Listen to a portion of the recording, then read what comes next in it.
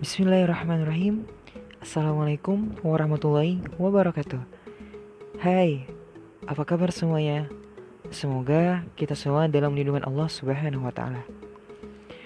Kami mahasiswa Prodi Manajemen Bisnis Syariah dari Sekolah Tinggi Ekonomi Islam SEBI. Kami di sini ingin berbagi sedikit pengetahuan tentang kebijakan ekonomi pada masa Umar bin Khattab. Kira-kira apa aja sih kebijakan ekonomi yang ada pada masa Umar bin Khattab? Nah, sebelum kita membahas itu, mari kita coba terlebih dahulu mengenal sosok Khalifah Umar bin Khattab. Nama beliau adalah Umar bin Khattab, putra dari Nufail al-Quraisy dari suku Bani Aidi. Di masa jahiliyah, Umar bekerja sebagai seorang saudagar. Dia menjadi duta kaumnya dikala timbul peristiwa-peristiwa penting antara kaumnya dengan suku Arab yang lainnya. Umar bin Khattab masuk Islam tatkala berumur 26 tahun. Beliau diberi gelar dengan nama Al-Faruq yang artinya pembeda. Karena dengan pribadi Umar bin Khattab tersebut, Allah membedakan antara yang hak dan yang batil, sesuai dengan doa Nabi SAW terhadapnya, yang artinya, "Ya Allah, muliakan Islam dengan kehadiran Umar." Umar bin Khattab menerima jabatan khalifah dengan wasiat dari Abu Bakar radhiyallahu anhu. Kemudian disepakati oleh kaum muslimin saat itu.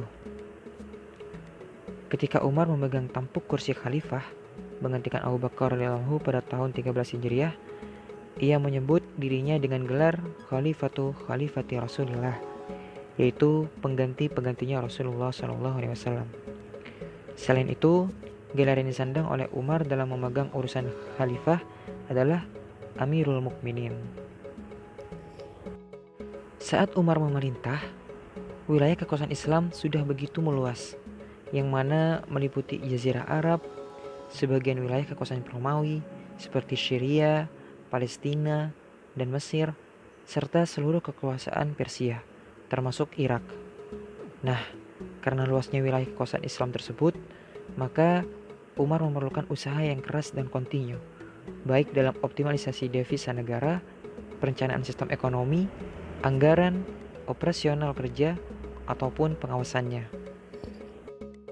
Selama Umar bin Khattab memimpin pemerintahan, ia sangat memperhatikan rakyat yang dipimpinnya. Ia selalu mendengarkan keluhan dan protes rakyatnya. Ia juga sering jalan ke pasar, keliling mengontor rakyatnya di jalan, bahkan sering dengan menyamar sebagai rakyat biasa. Sebab itu, sulit membedakan antara penampilan dirinya dengan rakyat biasa jika tidak pernah mengenalnya.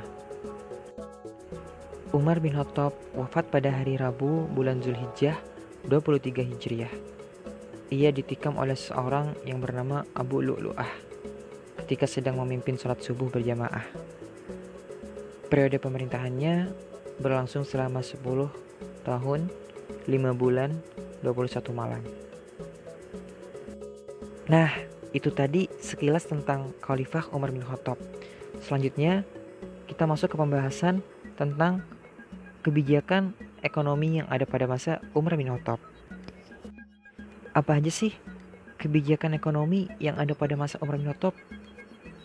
Nah, di video kali ini kita akan membahas satu kebijakan ekonomi yang ada pada masa Umar bin Khattab. Kebijakan apa itu? Kebijakan itu adalah membangun lembaga Baitul Mal. Udah tahu belum apa itu Baitul Mal? Al-Mawardi menyebutkan bahwa Baitul Mal adalah semacam pos yang dikhususkan untuk semua pemasukan dan pengeluaran harta yang menjadi hak kaum muslimin. Tiap hak yang wajib dikeluarkan untuk kepentingan kaum muslimin, maka hak tersebut berlaku untuk Baitul Mal. Adapun kewajiban Baitul Mal adalah untuk mengamankan harta benda yang tersimpan di kas, dan untuk mengurus penerimaan kekayaan perbendaharaan. Sebenarnya, gagasan sistem Baitul Mal ini sudah ada dan dikenal di zaman Rasulullah SAW dan Khalifah yang pertama, Abu Bakar Ash-Shiddiq radhiyallahu anhu. Namun, tidak secara kelembagaan. Nah, di zaman pemerintahan Umar bin Khattab ini, fungsi Baitul Mal lebih dikembangkan dan diefektifkan lagi dengan mendirikan lembaga khusus untuk pengurusan dan pengelolaannya. Dalam catatan sejarah, pembangunan institusi Baitul Mal dilatar belakangi oleh kedatangan Abu Hurairah yang ketika itu menjabat sebagai gubernur Bahrain. Abu Hurairah membawa harta hasil pengumpulan pajak Al-Kharaj sebesar 500.000 dirham. Nah, dari situlah Umar mengambil inisiatif memanggil dan mengajak para sahabat terkemuka untuk bermusyawarah tentang penggunaan harta hasil pengumpulan pajak tersebut. Maka seluruh anggota kabinet bersidang dan diminta pendapat mereka tentang penggunaan uang tersebut. Di situ, sahabat Ali bin Abi Thalib lebih cenderung untuk membagikannya kepada umat. Namun, Khalifah Umar menolak. Dan pada saat itu pula, Walid bin Hisham menyatakan bahwa dia pernah melihat Raja Syria menyimpan harta benda secara terpisah dari badan eksekutif. Dan Umar bin Khattab pun menyetujui pendapat ini. Dan lembaga pembendaharaan umat Islam pun mulai terbentuk nyata. Harta benda tersebut pertama kali disimpan di ibu kota Madinah. Dan untuk menangani lembaga tersebut, Khalifah Umar bin Khattab menunjuk Abdullah bin Arqam sebagai bendahara negara dengan Abdurrahman bin Ubaid Al-Qari dan Mu'aikob sebagai wakilnya. Riwayat pendirian Baitul Mal tadi mengisyaratkan bahwa ide pendirian tersebut tidak orisinil dari Islam, akan tetapi berasal dari pengaruh pemerintahan-pemerintahan yang ada di masa itu, seperti pemerintahan kerajaan Romawi dan Persia. Adopsi sistem keuangan tersebut tidak lantas menyebabkan Umar bin Khattab akan mengaplikasikannya sama 100% dengan sistem pemerintahan kerajaan yang lain. Akan tetapi, sistem dari non-Islam itu tetap dipilah dan dipilih sehingga tidak menyalahi aturan ketentuan syariat Islam. Kebijakan yang diterapkan oleh Umar bin Khattab dalam lembaga Baitul Mal diantaranya adalah dengan mengklasifikasikan sumber pendapatan negara menjadi 4, yaitu yang pertama yaitu pendapatan zakat dan usar, yang kedua pendapatan khums dan sedekah, yang ketiga pendapatan kharaj, fa'i, jizyah, usar dan sewa tanah, kemudian yang terakhir yaitu pendapatan lain-lain. Nah, tujuan dari dibaginya pendapatan negara menjadi 4 bagian ini adalah agar suatu sumber pendapatan tidak tercampur dengan sumber pendapatan yang lain. Kemudian selanjutnya, dalam mendistribusikan harta Baitul Mal, Umar bin Khattab mendirikan beberapa departemen yang dianggap perlu. Yang pertama yaitu Departemen Pelayanan Militer. Departemen ini berfungsi untuk mendistribusikan dana bantuan kepada orang-orang yang terlibat dalam peperangan. Besarnya jumlah dana bantuan ditentukan oleh jumlah tanggungan keluarga setiap penerima dana.